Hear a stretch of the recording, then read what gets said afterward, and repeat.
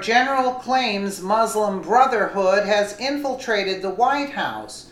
U.S. Army Lieutenant General William Jerry Boykin claims that individuals with connections to the Muslim Brotherhood hold security clearances in both the Pentagon and the Department of Defense.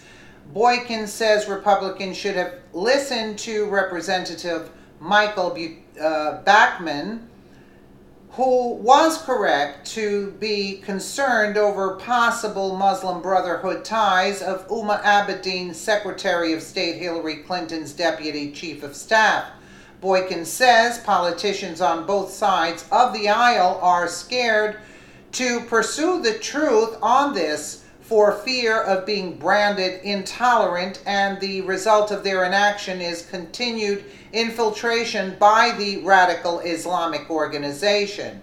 He claims that people with ties to the Muslim Brotherhood hold important positions in every major federal agency. This is what we're talking about, folks. This is the problem here. That's what they want, and they're trying to get elected officials who are Muslim, and in very top places also, governors, mayors, and you know the mess that's taking place in England with that mayor, Sadiq Khan, right? Boykin was one of the original members of the Army's Delta Force, served in clandestine operations for the CIA, and was formerly a deputy under Secretary of Defense for Intelligence. Columnist Pamela Geller insists Barack Obama has allowed, of course he did, this is the guy that did it, the infiltration of the Department of State, the Department of Defense, even 1600, meaning the White House. When pressed on Breitbart News Daily by host Steve Bannon as to whether or not there was genuinely an infiltration, quote, of the government by the Muslim Brotherhood, unquestionably, responded Geller.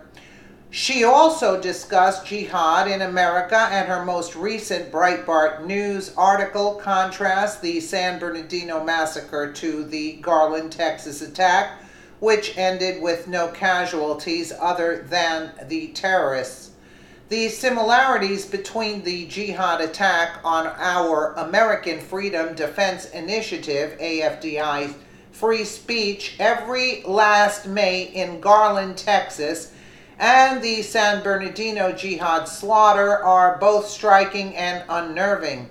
Both events, our Mohammed cartoon contest and the San Bernardino Christmas party, offended Muslims.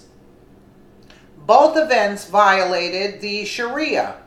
One was an art exhibit with depictions of Muhammad in art and literature over the past 1400 years, and the other celebrated a Christian holiday, both deeply offensive to Muslims.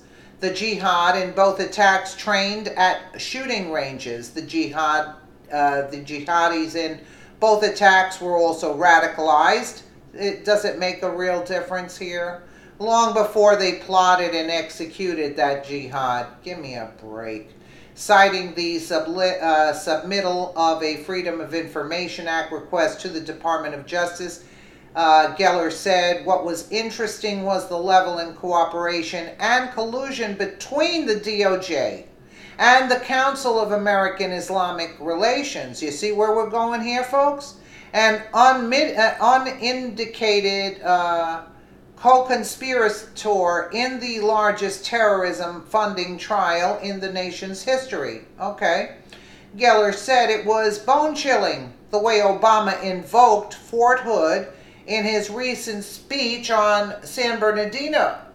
For years, they denied it was a terrorist attack. They were vigorous in their denials, calling it workplace violence, which is a crock. Geller insists the Department of Defense all along knew that Fort Hood was terrorism, not workplace violence. I mean, I don't know what we're going to do here, folks, but you know, I say ship them out. Ship them out. That's the only way you're going to save America. You can't have this kind of lifestyle here. I mean, it just doesn't mix. that's basically it. And the whole plan is to infiltrate our government, which has been infiltrated, and the DNC with those IT workers, and all these things that take place.